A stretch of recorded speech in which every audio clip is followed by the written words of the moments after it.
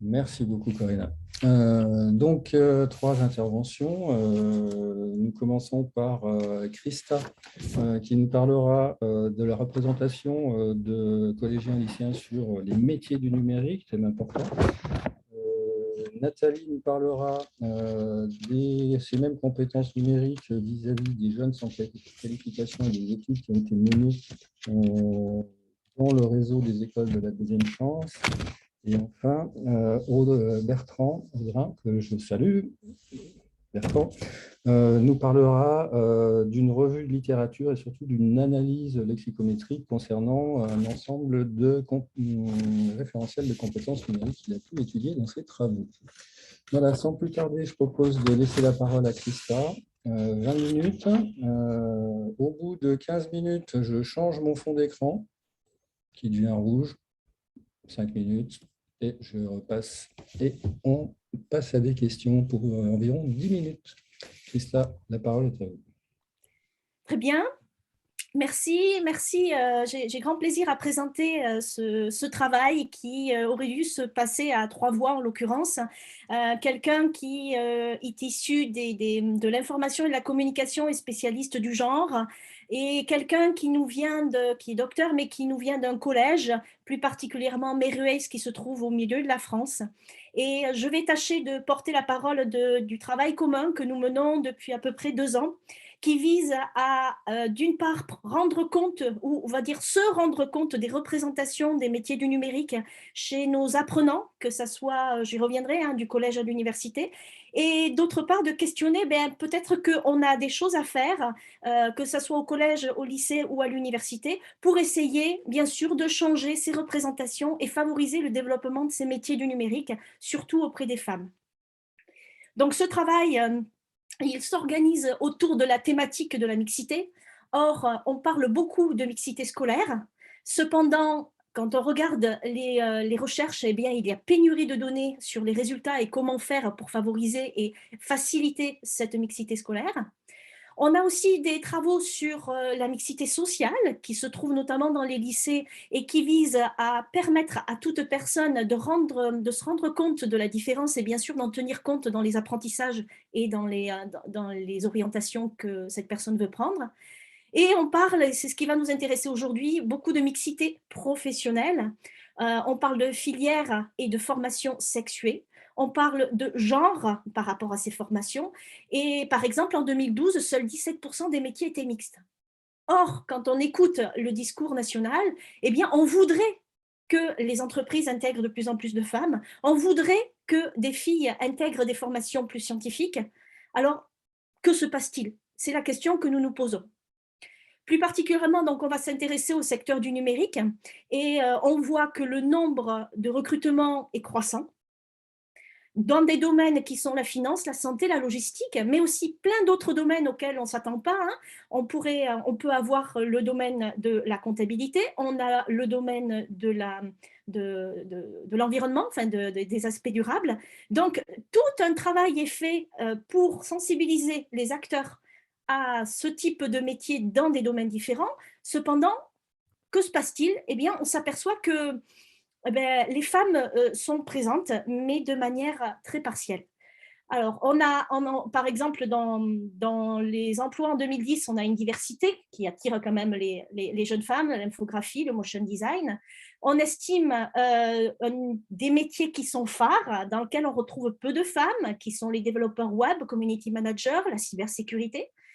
Et malheureusement, avec tout ça, eh bien, les professionnels notent qu'il faudra attendre 100 ans pour qu'on ait éventuellement une parité homme-femme dans ces métiers-là. Donc, si on regarde historiquement, il est clair que les femmes étaient beaucoup plus présentes il y a une centaine d'années dans le monde du numérique. Aujourd'hui, on a de moins en moins de femmes dans ces thématiques-là. On les a aussi beaucoup dans des responsabilités au niveau cadre, mais on les a très peu sur des postes techniques.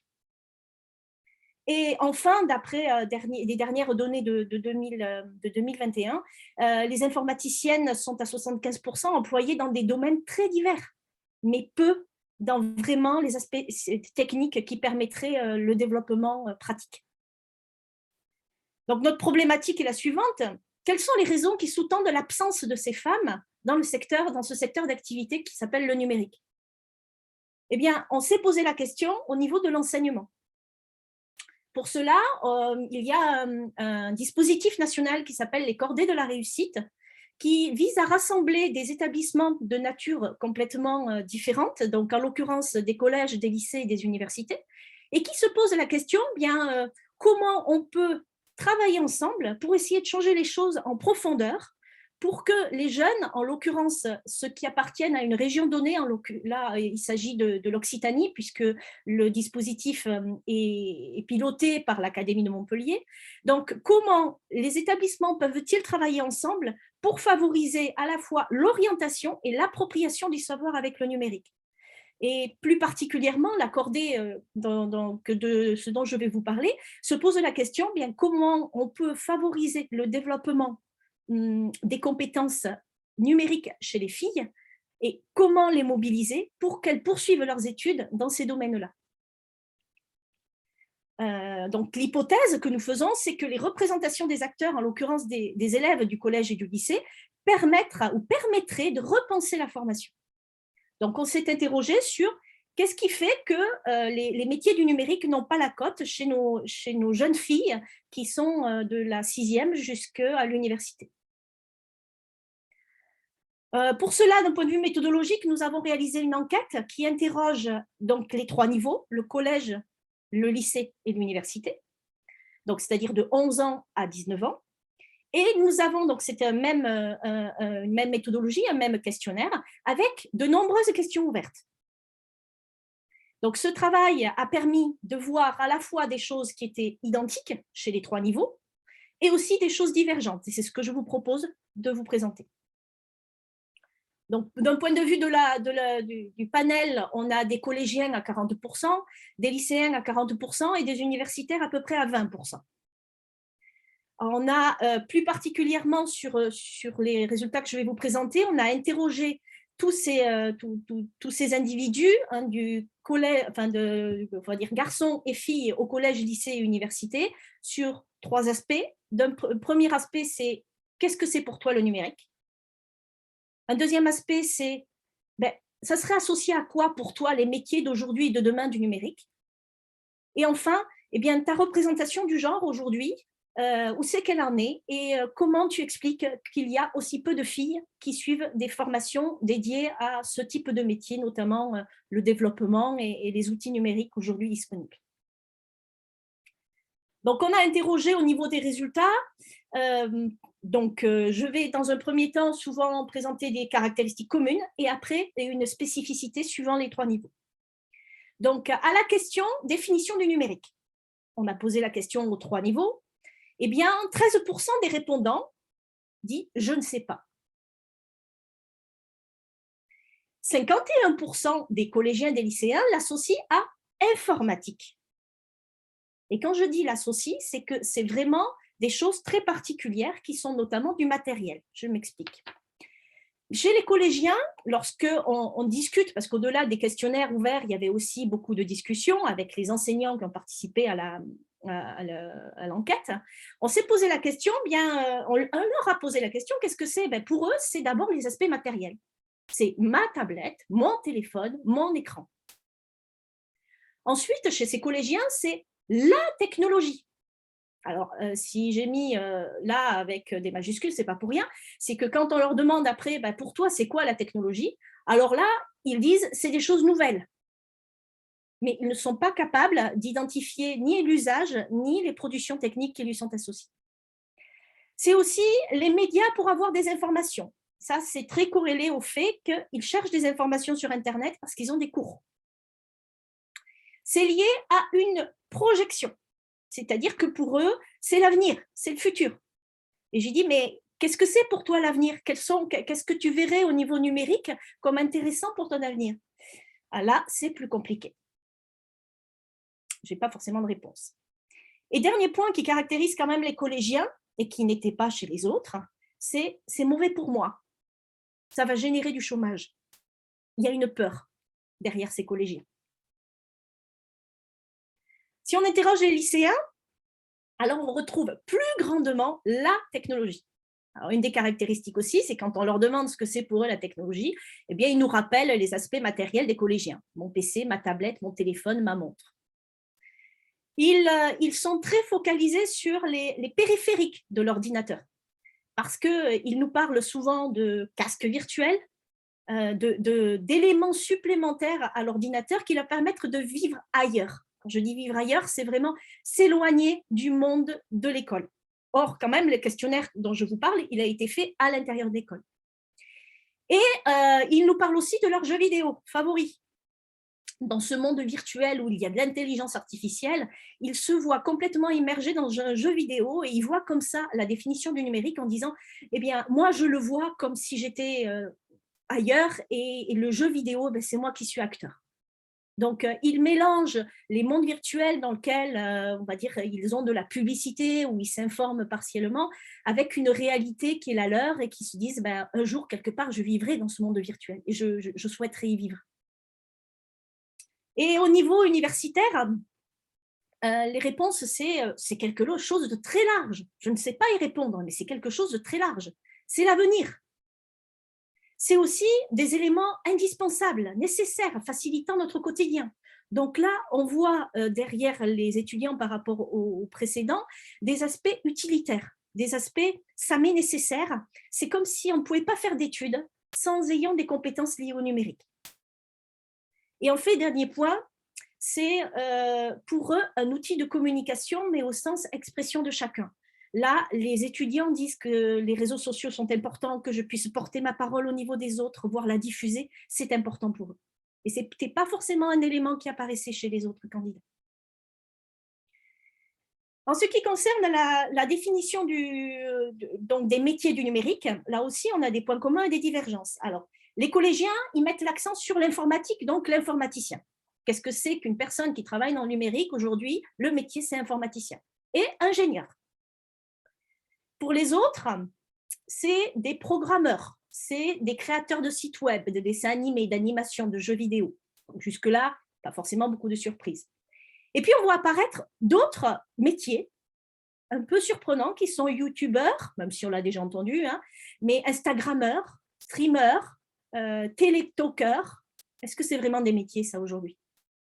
Et là, on voit apparaître des applications. C'est comme si l'application avait envahi leur monde et qui se mobilisent derrière ces applications. Et que ça constitue pour eux des métiers de demain. Ils s'identifient à ces applications qu'ils utilisent et comme si ça devenait des métiers. Au niveau du lycée, on retrouve l'informaticien et il est beaucoup plus important que chez les collégiens. Cependant, le nombre de métiers associés aux lycéens, ingénieurs par rapport aux collégiens, eh bien, le mot ingénieur apparaît moins. Et lorsqu'on leur pose la question, les lycéens, ils nous disent ben, oui, en fait, on peut travailler dans le monde du numérique sans être ingénieur. Alors que les collégiens disaient, eux, il faut que je sois ingénieur pour avoir un métier du numérique. Il y a des métiers qui ne sont pas présents chez les collégiens et que les lycéens nous listent. Alors, ils ne nous listent pas, hein, programmeurs, youtubeurs, instagrammeurs. Hein. Par contre, chez les lycéens, il y a monteur, graphique, designer, cybersécurité, qui peuvent correspondre tout à fait à des métiers que l'on a aujourd'hui pour lesquels on forme. Et puis, il y a des métiers, on va dire, sur lesquels ils se sont investis, mais souvent parce que papa et maman utilisent l'ordinateur dans leur métier, c'est le fait d'être comptable ou agent immobilier, parce qu'ils ont quelqu'un dans leur environnement qui leur en parle. Et enfin, une caractéristique des lycéens, c'est qu'ils mettent un point d'honneur à donner une caractéristique à ces métiers pour eux, c'est le fait qu'ils soient modernes, à distance et d'intérieur. C'est comme les métiers du numérique se faisaient tout seuls dans leur coin, devant leur ordinateur. Et ça, c'est une caractéristique que les collégiens n'avaient pas relevée. Et au niveau de l'université, alors, on retrouve beaucoup moins l'informaticien, et on retrouve l'ingénieur, mais lui, particulièrement au niveau de l'ingénieur, il est associé à 98%, soit ingénieur en son, soit ingénieur en audiovisuel. Donc là, ils ont spécialisé en fait les métiers du numérique dans des thématiques qui sont l'audio ou l'audiovisuel. Ils ont aussi, eux, une diversité. Hein. Alors, je n'ai fait que mettre quelques exemples, mais là, la liste est longue. Hein. Ils savent tout à fait identifier différents métiers dans lesquels nous sommes aujourd'hui et qui pourraient correspondre encore aux métiers de demain. Par contre, ils identifient d'autres métiers qui sont beaucoup moins connus et qui n'ont pas été listés par les collégiens, comme e-marketinger, e-retraceur d'activité, diffuseur de ressources. Et pour eux, ça, c'est des métiers. Et là, c'est rigolo parce qu'on retrouve derrière le mot marketing des disciplines dans lesquelles ils sont et aussi des formations dans lesquelles ils ont été largement baignés. Hein. On a retraceurs d'activités, ils ont des choses des cours sur l'éthique, ils ont des choses autour de la liberté individuelle, de l'obligation d'utiliser des outils, des open source et des images libres, par exemple. Donc, eux, en fait, ils se sont inspirés, c'est l'hypothèse que je fais, des matières qu'ils ont eues à l'université pour proposer des futurs métiers. Tout ça pour dire que nous sommes quand même à l'origine de leur représentation, puisqu'ils utilisent quand même les cours et les intitulés de cours pour construire leur représentation. Enfin, dernier point, c'est sur le genre et le métier. Alors, à la question, est-ce que pour vous, les métiers du numérique qui sont plutôt masculins, plutôt féminins ou mixtes, 82% des répondants, tout confondus, disent qu'ils sont mixtes. Cependant, quand on leur demande qu'est-ce qu'on peut faire, puisque quand même les chiffres montrent que le nombre de filles qui poursuivent leurs études au niveau scientifique ne sont pas si nombreuses et le nombre de filles qui finissent informaticiennes, c'est très faible, eh bien, quelque part, qu'est-ce qu'on peut faire? La réponse, c'est il n'y a rien à faire. Chacun peut choisir le métier qu'il veut, enfin. Je ne sais pas ce qu'il faudrait faire. Donc, d'un côté, ils entendent les chiffres. D'un autre côté, ils nous disent que pour eux, c'est mixte. Et quand on leur demande qu'est-ce qu'on pourrait faire avec les personnes qui ont bien voulu nous répondre, le premier, c'est plus de formation au numérique et plus tôt dans le système, plus tôt dans le système éducatif. Donc là, ils estiment qu'ils ne sont pas suffisamment informés. Ils ne sont pas formés suffisamment et informés suffisamment sur les métiers auxquels pourraient mener les aspects numériques. Les filles, notamment, mettent l'accent sur les aspects artistiques et créatifs. Les filles ne se retrouvent pas derrière les aspects de programmation, mais plutôt sur les productions qui mènent à des ressources numériques. Et pour cela, c'est surtout les filles qui disent ça, on voudrait avoir une information sur si ces formations que vous proposez autour du numérique, est-ce que ça inclut ces métiers? Donc là aussi, nous avons un rôle à jouer. C'est comme si nous ne mettions pas, lorsque nous défendions des formations liées au numérique, tous ces aspects artistiques qui sont importants. Autre point, c'est changer les stéréotypes sociaux. Les apprenants qui ont été interrogés disent eh bien, c'est toujours été comme ça. On a toujours dit que l'informatique, c'était pour les garçons et les filles, elles font d'autres choses avec l'outil informatique, mais elles ne font pas de la programmation.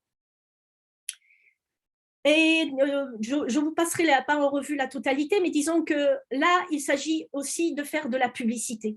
C'est-à-dire qu'elles ne se sentent pas présentes dans les différentes activités qu'on propose par les aspects publicitaires que l'on véhicule. Donc là, c'est un peu problématique dans le sens où, d'une part, ils vous disent que c'est mixte, et de l'autre côté, ils vous disent qu'il y aurait des choses à faire parce qu'on ne se sent pas du tout impliqué. Pour faire une analyse de l'interprétation, je reprends ici les points. En fait, il y a des points qu'on n'a pas vu apparaître chez les autres. C'est le point de vue santé qui est très important pour les collégiens et qui n'apparaît pas du tout chez les universitaires. On peut se poser des questions. Hein.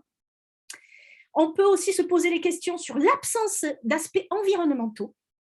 Pas un seul des répondants nous a parlé des conséquences environnementales du numérique. On peut aussi poser la question des métiers de demain. Hein. On a des métiers qui nous sont apparus par les questionnements. Là aussi, on peut se poser la question, mais est-ce que c'est à nous de les former ou est-ce qu'on doit lutter contre ces représentations et leur permettre de revenir sur des métiers plus originaux, plus, on va dire, d'origine de pourquoi nous les formons? Est-ce que le métier de e-marketinger existera un jour? Je ne sais pas. Et au niveau du genre, eh bien, moi, je soulignerai le fait que On doit changer, enfin d'après eux, on doit changer nos stéréotypes. Mais est-ce que les stéréotypes sont la cause ou la conséquence? Je ne sais pas. Pour eux, il faudrait changer la stéréotype comme si c'était à la société de changer. Et après, eux, ils s'adapteraient. Eh bien, moi, j'aurais envie de dire plutôt l'inverse, c'est-à-dire c'est peut-être à nous de les faire représenter autrement les situations pour qu'eux changent ces stéréotypes. En conclusion, et ce sera mon dernier mot, je dirais que les choses ont changé et dans le cadre de cette cordée, qui pour moi, j'appartiens au monde universitaire, m'a ouvert les yeux sur le fait qu'on ne peut pas changer de manière individuelle les choses et qu'il faut qu'on s'y prenne à tous les niveaux. Et pour cela, donc, on investit les collèges et les lycées en tant qu'universitaires, mais aussi les collèges et lycées se nourrissent des représentations que nous avons à l'université. Et il faudrait grandement se poser la question de la pluralité et de la richesse des métiers. Je ne sais pas si vous vous êtes un jour posé la question quels seraient les métiers liés au numérique dans 20 ans. Moi, j'ai encore du mal à me poser la question et à y répondre. Alors, comment voulez-vous qu'on demande à un élève qui arrive en 6e et qui a 11 ans de se projeter? Là, et ça sera mon dernier mot, peut-être qu'on a un travail à faire. Merci. Merci beaucoup et bravo pour le timing. À la seconde près, Christa, vous êtes digne de cette précision horlogère. Bravo.